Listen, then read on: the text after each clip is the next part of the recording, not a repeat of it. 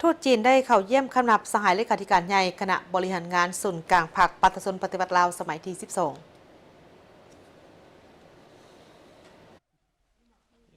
ในตอนแรกของวันที่ 8 มังกร 2026 ที่สำนักงานห้องว่าการศูนย์กลางภาคสหายทองลุ้นศรีสุริตเลขาธิการใหญ่คณะบริหารงานศูนย์กลางภาคประชาชนปฏิวัติลาวสมัยที่ 12 ประธานประเทศได้ต้อนรับการเข้าเยี่ยมคำนับของสหายนางฟางหงเอกอัครราชทูตวิสามัญผู้มีอำนาจเต็มแห่งสาธารณรัฐประชาชนจีนประจำสาธารณรัฐประชาธิปไตยประชาชนลาวเพื่อมอบโทรเลขสมเสยจากสหายสีจินผิงเลขาธิการใหญ่คณะบริหารงานศูนย์กลางพรรคคอมมิวนิสต์จีนประธานประเทศแห่งสาธารณรัฐประชาชนจีนถึงสหายทองลุ้นศรีสุริตในโอกาสสำเร็จของประชุมใหญ่ครั้งที่ 12 ของพรรคและได้รับเลือกตั้งเป็นเลขาธิการใหญ่พรรคประชาชนปฏิวัติลาวในกองประชุมดังกล่าวสหายทองลุ้นศรีสุริตได้แสดงความขอบใจต่อสหายทูตที่ได้นำเอาโทรเลขดังกล่าวมามอบให้อย่างทันการและตีราคาสูงต่อโทรเลขสมเสยของสหายเลขาธิการใหญ่สีจิ้นผิงต่อผลสำเร็จของกองประชุมใหญ่ครั้งที่ 12 ของพรรคประชาชนปฏิวัติลาวได้แจ้งผลสำเร็จของกองประชุมใหญ่ครั้งที่ 12 ของพรรคประชาชนปฏิวัติลาวให้ทูตจีนทราบและขอบใจพรรคคอมมิวนิสต์จีนที่ให้การสนับสนุนและช่วยเหลือพรรคประชาชนปฏิวัติลาวมาโดยตลอด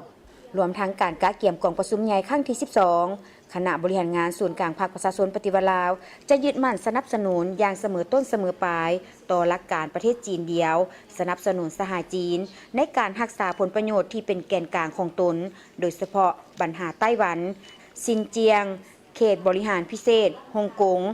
ประกอบส่วนอย่างตั้งหน้าเข้าร่วมการจัดตั้งปฏิบัติบรรดาข้อริเริ่มที่สหจีนเสนอออกต่อประชาคมโลกยินดีร่วมกับสหายเลขาธิการใหญ่สีจิ้นผิงเพิ่มทวีการนำพาซี่นำทางด้านการเมืองและยุทธศาสตร์ต่อการพัวพันร่วมมือระหว่าง2 พรรค 2 รัฐลาวจีนเพื่อเสริมขยายมิตรภาพอันเป็นมูลเสื่อ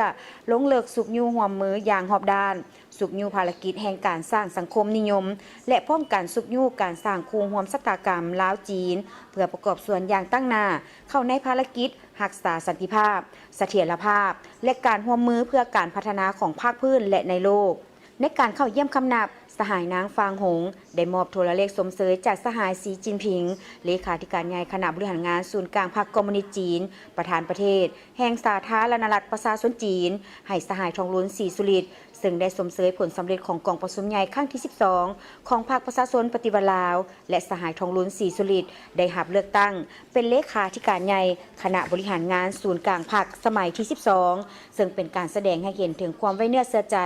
จากศูนย์กลางพรรคและผู้แทนกองประชุมใหญ่และยืนยันว่าสถานทูตจะสืบต่อประสานสมทบและร่วมมือกับภาคส่วนเกี่ยวข้องของลาวเอาใจใส่จัดตั้งปฏิบัติคำเห็นสำคัญที่เห็นดีเป็นเอกภาพกันระหว่างการนำสูงสุด2 พรรค 2 รัฐลาวจีนจีนลาวในการเพิ่มพูนคูณสร้างสายพัวพันมิตรภาพอันเป็นมูลเสื่อและการสร้างคูร่วมชะตากรรมลาวจีน